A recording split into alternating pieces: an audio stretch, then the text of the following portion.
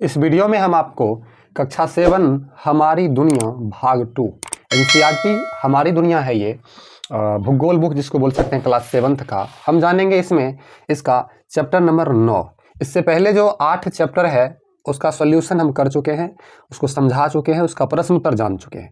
इसमें भी हम जानेंगे ये पूरे चैप्टर को ध्यान से पढ़ करके इंपॉर्टेंट पॉइंट्स को समझेंगे, फिर इसका प्रश्न उत्तर इसी वीडियो में हम जानने वाले हैं। तो चलिए शुरू करते हैं। क्लास 7 से रिलेटेड किसी भी विषय का वीडियो देखने के लिए आप प्लेलिस्ट जरूर चेक करें। देखिए इसमें हम जानेंगे मानव पर्यावरण, अंतः क्रिया, थार प्रदेश में लोग कैसे रहते हैं, वहाँ का जनजीवन कैसा है, तो उसी के बारे में हम इस वीडियो में अभी जानने वाले हैं। जैसे कि देखिए आप लोग अक्सर सुनते होइएगा, अब क्या सुनते होइएगा ध्यान दीजिएगा, सुनते होइएगा कि अपने देश के पश्चिमी भाग में थार का रेगिस्तान है। पश्चिम भाग में कौन सा रेगिस्तान है? थार का रेगिस्तान है। अब ये रेगिस्तान क्या होता है? जहाँ पर सिर्फ बालू ही बालू होता है। ठीक है, अब समझिए तो थार राजस्थान और गुजरात में पड़ता है। ये जो थार रेगिस्तान है राजस्थान और गुजरात में पड़ता है। यह पूरा क्षेत्र रेतीला है, यहाँ पर सिर्फ रेत और रेत है। बीच में अरावली की पहाड़ियाँ और जगह जगह बालू के टीले, ऊपर उठा हुआ बालू मिलते हैं। पूरा क्षेत्र शुष्क है और अत्यधिक गर्म है। बालू है तो गर्मी होगा ही। दिन के समय आंधियाँ चलती रहती है और बालू के कण उड़ते रहते हैं, लेकिन रात होते ही तापमान में कमी आ जाती है और पूरा इलाका ठंडा हो जाता है। इस इलाके में औसत वर्षा साल भर में मात्र 25 सेंटीमीटर ही होती है, मतलब बहुत कम वर्षा होती है। ये देखिए राजस्थान का क्षेत्र है, बीकानेर, जैसलमेर, जोधपुर, बाड़मेर, ये सब है। और यहाँ पर देखिए भारत के नक्शे में यहाँ पर स्थित है। ठीक है, हिंदुस्तान के नक्शे में। आगे समझते हैं इसके बारे में, ध्यान दीजिएगा। देखिए रेगिस्तान जो होता है यह एक शुष्क प्रदेश होता है जिसकी विशेषता अत्यधिक उच्च या निम्न तापमान एवं विरल वनस्पति। विरल वनस्पति मतलब वनस्पति वहाँ पर मुश्किल से मिलता है। यहाँ कम वर्षा और बालू के कारण यहाँ कटीली झाड़ियाँ मिलती है, जैसे कीकर का वृक्ष, बबूल का, जिसको कम पानी की आवश्यकता होती है वैसे पौधे मिलते हैं। खजूर का, खेजड़ी, ज्वार, पाठा, नागफनी जैसी वनस्पतियाँ हो जाती हैं। देखते हुएगा अक्सर लोग घर में लटका कर के या घर के ऊपर में नागफनी का पौधा रखते हैं, उसमें पानी बहुत कम देते हैं फिर भी वो हो जाता है, क्योंकि ये कम जल में ही उग सकती है। आपको बताए थे बहुत कम पानी की आवश्यकता होती है। इन वनस्पतियों की पत्तियाँ चिकनी, छोटी और मोटी होती है और तने कांटेदार होते हैं। तने मतलब शरीर इसका कांटादार होता है, कांटा होता है। पत्ता छोटा और मोटा टाइप का होता है। जड़ें भी गहरी होती है, बहुत अंदर तक होती है। अब जड़ गहरे क्यों होती है? देखिए जड़ें गहराई से नमी लेती है और पत्तियों के मोटे होने के कारण उनमें नमी देर तक टिकी रहती है। पत्ती मोटी है तो उसमें पानी बहुत देर तक रहता है, जिसका उपयोग पौधा अपना जरूरत के अनुसार करता है। पेड़ पौधों की ये सारी प्रक्रियाएं वातावरण से अनुकूलन के उदाहरण है। वातावरण से अनुकूलन का क्या मतलब है? कि वहाँ पर जैसा वातावरण है उसमें वो ढले हुए।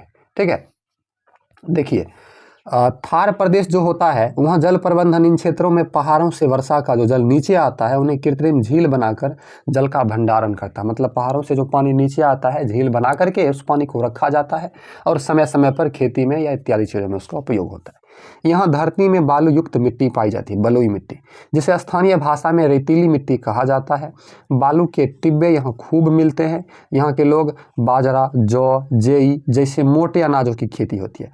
बाजरा, जौ, जई इस प्रकार के अनाज यहाँ पर इसकी खेती होती है। जहाँ सिंचाई की सुविधा है उस एरिया में, जहाँ भी पानी की व्यवस्था है, वहाँ गेहूँ, दलहन में जो दालें चीज आती है, मक्का एवं सब्जियों की खेती करते हैं। बाजरे की रोटी इनका मुख्य भोजन होता है। वहाँ के लोग मुख्य रूप से बाजरे का भोजन, जैसे बिहार में लोग गेहूं का, वही वहाँ पर बाजरे की रोटी होती है।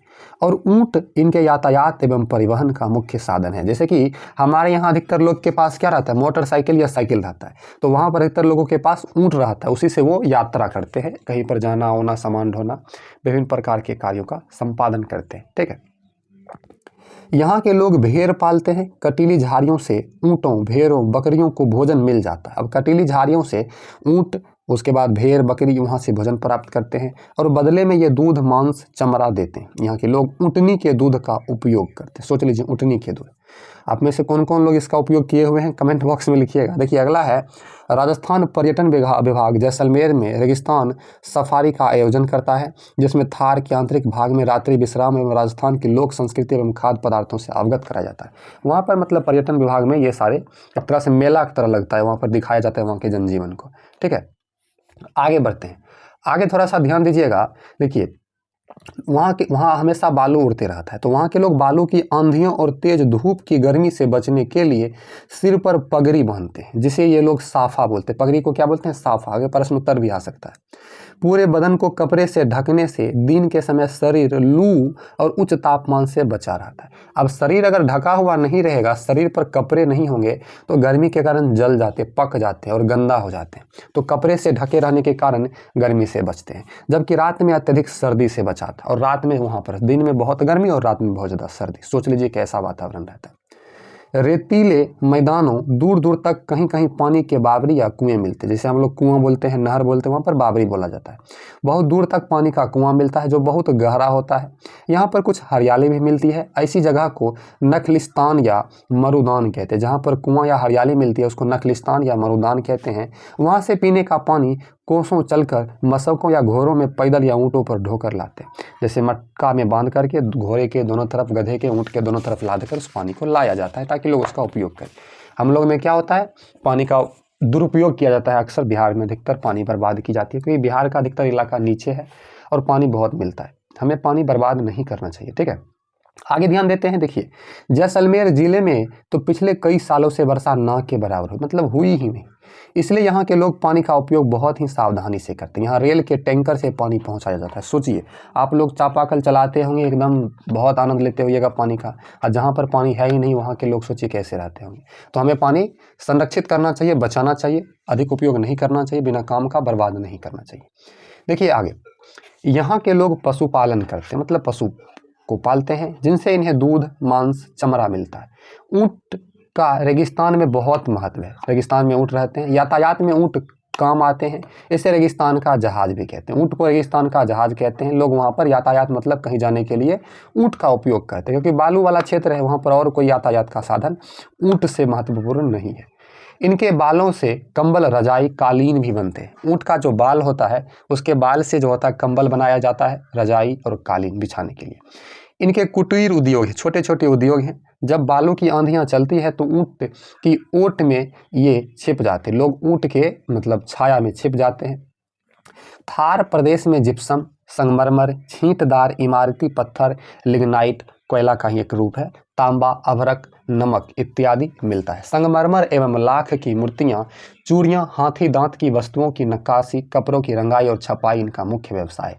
यहाँ के लोगों का मुख्य व्यवसाय है संगमरमर एवं लाख की मूर्तियां, चूड़ी बनाता है, हाथी के दांत की वस्तुओं की नक्काशी, ये सारी चीज़ यहाँ पर मिलते हैं, ठीक है।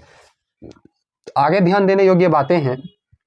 छोटे छोटे गांव, यहाँ पर छोटे छोटे गांव रहते हैं। कुओं और बावरियों के इर्द गिर्द ही बसते हैं, कुआं के बगल में। थार रेगिस्तान के क्षेत्र में बसे मुख्य नगर हैं बीकानेर। अब आप कहिएगा कुएं के बगल में लोग क्यों बसते हैं? अब हमारे इधर चापाकल रहता है, कहीं भी लोग घर बनाकर चापाकल करवा लेते हैं, और वहाँ पर धरती के अंदर भूमिगत जल है ही नहीं, बहुत नीचे है, जिसके कारण उन लोग सब कुआं के बगल में बसते हैं और उसी से पानी का उपयोग करते हैं, ठीक है। वहाँ के मुख्य नगर, जिसको बीकानेर, जैसलमेर, बाड़मेर, जोधपुर, ये सारे हैं। आप लोग अक्सर सुनते होइएगा फिल्मों में जैसलमेर के बारे में। पानी की कमी को दूर करने के लिए, अब पानी की वहाँ कमी रहती है तो दूर करने के लिए सतलज नदी पर बांध बनाकर इंदिरा गांधी नहर, जिसे राजस्थान नहर भी कहा जाता है, इंदिरा गांधी नहर को राजस्थान नहर कहा जाता है, बनाई गई। इस नहर से बीकानेर, गंगानगर, जैसलमेर जैसे जिलों में सिंचाई की सुविधा बढ़ी है। सच पूछिए तो इंदिरा गांधी नहर और भाखड़ा नंगल बांध से निकलती हुई नहरों से ही इन क्षेत्रों में थोड़ी हरियाली दिखने लगी, मतलब इसी नहर के कारण हरियाली आई है। और अब लोग पहले की अपेक्षा गहन कृषि करने लगे, मतलब अब खेती पर विशेष ध्यान देने लगे, ठीक है। आगे ये चैप्टर आपका खत्म हो गया, ठीक है। इंपॉर्टेंट जो भी चीज़ था सारा चीज़ आपको हमने बताया। आप लाइक जरूर कीजिए। आपका यहाँ पर क्वेश्चन है, सही विकल्प को चुने। थार का रेगिस्तान फैला हुआ है, तो गुजरात और राजस्थान, ठीक है, इसमें हो जाएगा। साफा किसको कहते हैं? सफाई वाले कपड़े को नहीं कहते हैं। पूरी आस्तानी वाले कमीज को, ये भी गलत है। सिर पर बांधने वाले पगड़ी को। थार प्रदेश में पाए जाने वाले खनिज क्या हैं? संगमरमर, अभ्रक, बॉक्साइट, संगमरमर, कोयला। अब बताइए इसमें से कौन पाया जाता है?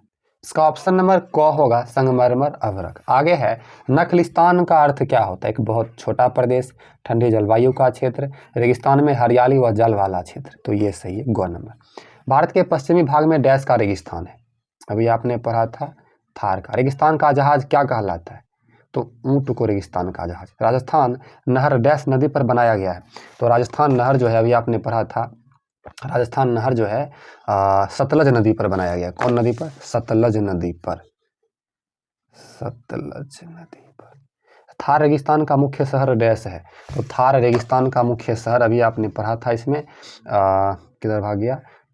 इस शहर से जैसे कि मुख्य नगर है बीकानेर, जैसलमेर, बाड़मेर, जोधपुर। ये चारों जो है बीकानेर, ये आप इसमें लिख दीजिएगा। ठीक है, तो आपका इधर हो गया। आगे बढ़ते हैं। आगे कुछ प्रश्न उत्तर है, 4 प्रश्न है। चलिए इसका उत्तर हम लोग जानते हैं पहले। तो हमारा फर्स्ट क्वेश्चन है, थार प्रदेश में जनसंख्या कम क्यों है? आंसर जानते हैं इसका। उत्तर होगा, थार प्रदेश में जनसंख्या इसलिए कम है क्योंकि वहाँ का जनजीवन बहुत ही संघर्षपूर्ण है। जीवन यापन के साधनों का अभाव है। सड़कों की कमी से यात्रा करना कठिन है। दिन में काफ़ी गर्म तथा रात में भारी ठंड झेलना पड़ता है इसलिए। दूसरा प्रश्न, आपके प्रदेश के जनजीवन और थार प्रदेश के जनजीवन में अंतरों की सूची बनाइए। इसका उत्तर हम देख लेते हैं। हमारे प्रदेश के जनजीवन और थार प्रदेश के जनजीवन में काफ़ी अंतर है। जैसे हमारे प्रदेश में पानी आसानी से मिल जाती है, जबकि थार प्रदेश में पानी कोसों दूर जाके लाना पड़ता है। पानी के कमी की वजह से थार प्रदेशों में खेती न के बराबर होती है, पर हमारे यहाँ खेती आसानी से की जाती है। थार प्रदेश में वर्षा नहीं होती है, पर हम लोगों के यहाँ काफ़ी वर्षा होती है। थार प्रदेश के लोग गर्मी और धूल भरी आंधी से बचने के लिए गर्मी में भी पूरा बदन ढकने वाला कपड़ा पहनते हैं, जबकि हम लोग ऐसा नहीं करते। तो ये डिफरेंट है, अंतर है थार प्रदेश और हमारे यहाँ के जनजीवन में। चलिए अगला प्रश्न है, थार प्रदेश में जल की उपलब्धता कैसे बढ़ाई जा सकती है? उत्तर होगा, पक्का टैंक बनाकर वर्षा के जल को एकत्रित किया जा सकता है। वर्षा ऋतु में जो भी वर्षा हो, पूरे गांव के वर्षा जल को इसमें एकत्रित किया जाए। यह जल पीने से लेकर सिंचाई के काम में भी आ सकता है।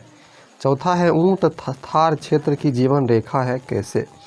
उत्तर होगा, ऊँट थार क्षेत्र की जीवन रेखा है क्योंकि वे यातायात, सुरक्षा और खान पान के लिए महत्वपूर्ण है।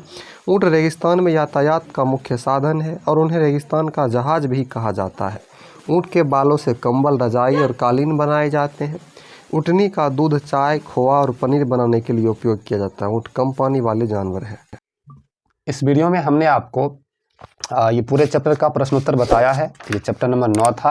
वीडियो को आप लाइक करके चैनल को सब्सक्राइब कर दीजिए। हम जानेंगे अगले वीडियो में चैप्टर नंबर 10। ठीक है, थैंक यू, मिलते हैं अगले वीडियो में।